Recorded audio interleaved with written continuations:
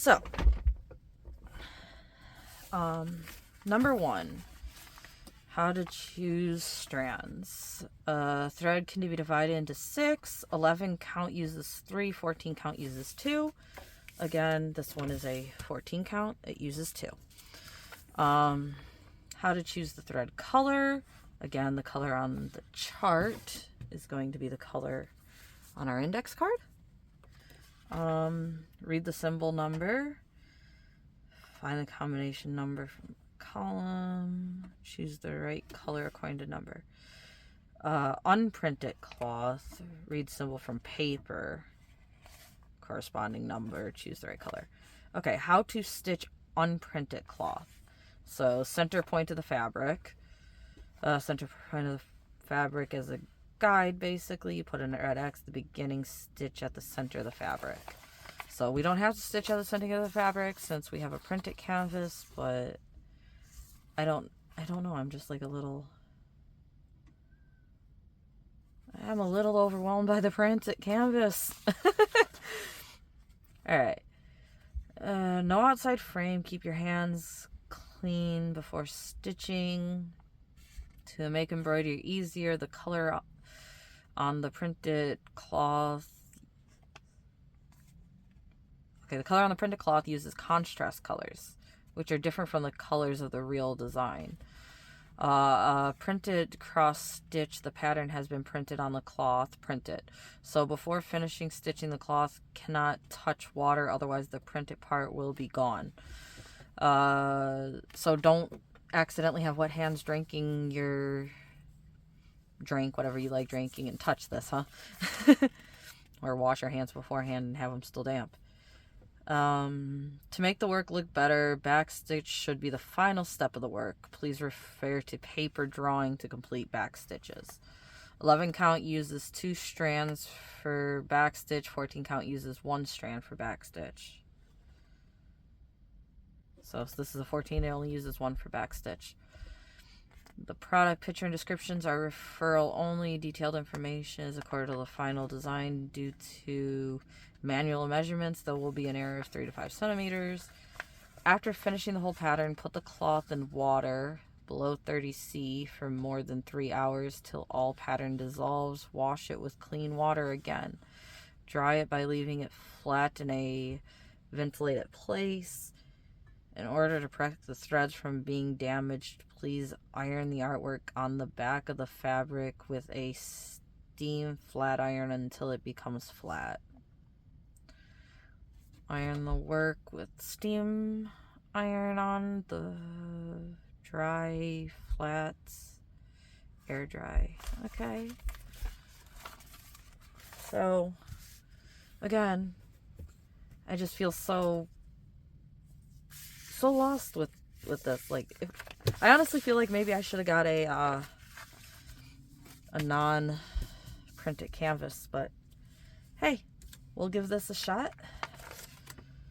So it looks like our X is right here in between his eyeballs, which again, since this is printed, we don't have to do an X. We don't have to start there, but that's kind of what I'm thinking I'm gonna try doing, is just starting at the middle of the canvas. New things can be overwhelming. Let's see. So right in between these E's and 6's here. So looking at this guy here, 1, 2, 3, 4, 5, 6. We're in the 6th cell. And then 1, 2, 3, 4, 5. 1, 2, 3, 4. So 5. So yeah, this is the center cell right in here. Yep, right in here is their center cell.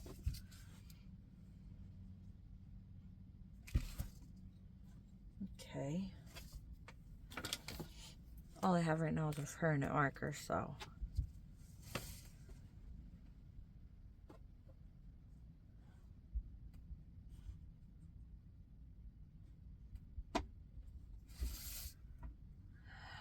That's where I want to start. And And I want to start with color, I think I'm going to start with color 6. I'm going to start with color 6. If I'm doing this completely wrong, then I'm doing it completely wrong. Just so you know. 402. Oh, they do have I can just look for color 6. Okay, well, anyway. So I'm going to go ahead and grab one piece of this.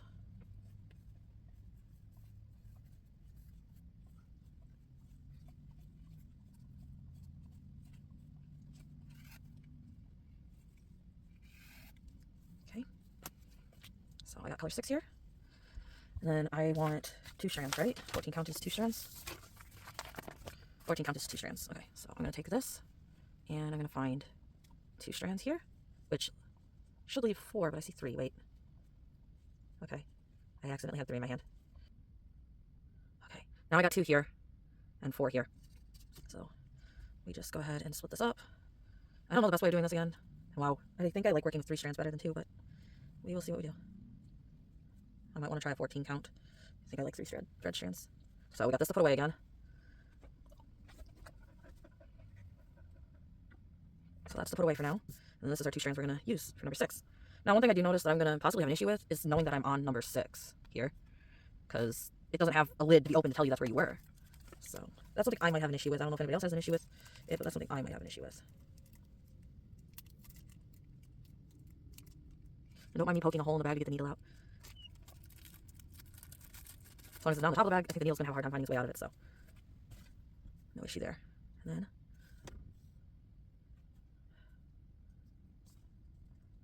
go ahead and put our strands through our needle. Which again, it helps to get them moist so they don't fray as much. Okay, so we got that through there. So that's our color we're working with. It's threaded on our needle. And I want to start working from the X because that's what I decided I wanted to do. But actually, I should start probably with this 6 here. Or this one here, diagonally down. Those. Sorry. I have no idea how to do this. I'm completely lost. Don't worry. So I got my red mark, which is here, which means that's an E and that's an E. So I'm going to start with this one here. And I think there's a correct way where you're supposed to do the X either going this way or this way and then come back going this way or this way. So,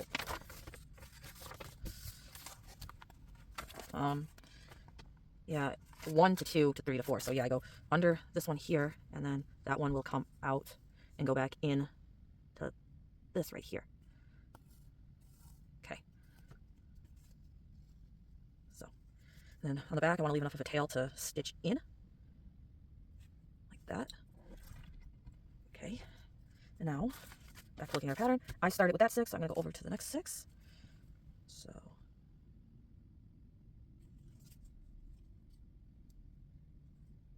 it comes out at the same bottom level there. And again, you pull it up, and you're going to go back down diagonal right there. And I accidentally went through the thread in a way I don't want to. Again, haven't done this in a while, never done it with this small thread or printed canvas, so give me a break. I'm doing this all wrong, I'm doing it all wrong. But that'll start locking this thread in place so that it doesn't come unraveled. So, now we're going to go ahead and go back up that hole. This should be my 3rd stitch. Okay, so that's my 3rd stitch. There. So how many stitches am I looking to do? I'm going to this line. So 1, 2, 3, 4. So I got 6 stitches I want to do. Again, I'm guessing there's a correct way to do this. Maybe going in a line this way, then going in a line this way isn't how you should do it. Maybe I should like go up and down, or I'm not sure. I'm just going with it. The back of my canvas looks ugly. It looks ugly. As long as I don't use too much string, we should be fine, right? So that's my 3rd stitch. And I'm just looking at the back because you can see they're straight on the back. You know, there's cricket on the front, so I know I go out here again. And again, I'm not a tutorial. I'm just figuring it out. So that will be our 4th stitch. And then on the back here, go back here. We now got our 5th stitch in here. And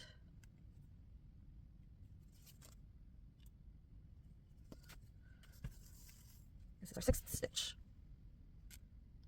So 6th stitch goes on in there. Now, I have those 6 stitches there. I can now go back across to make my X, but what I'm going to do is actually finish out this row of 6s here, I do believe, so I'm going to skip the G and go to the 6. So instead of going back in the next hole here, I'm going to skip that and go into this hole here.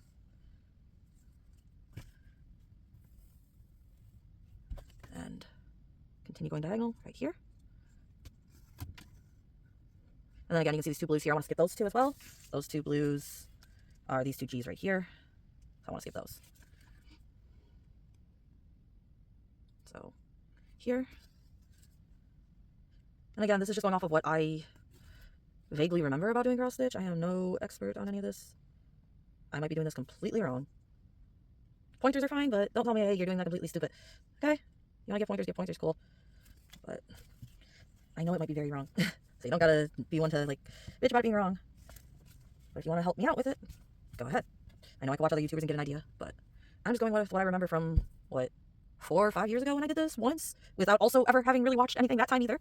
So that's my second stitch. Again, I don't have to count them. I can just make sure I don't go on to the purple. I just go on the gray, but I'm counting them. Okay, so we're after the G. So right now we have 2 after the G here. So 1, 2, 3, 4, 5, 6. Okay, I want to do 6.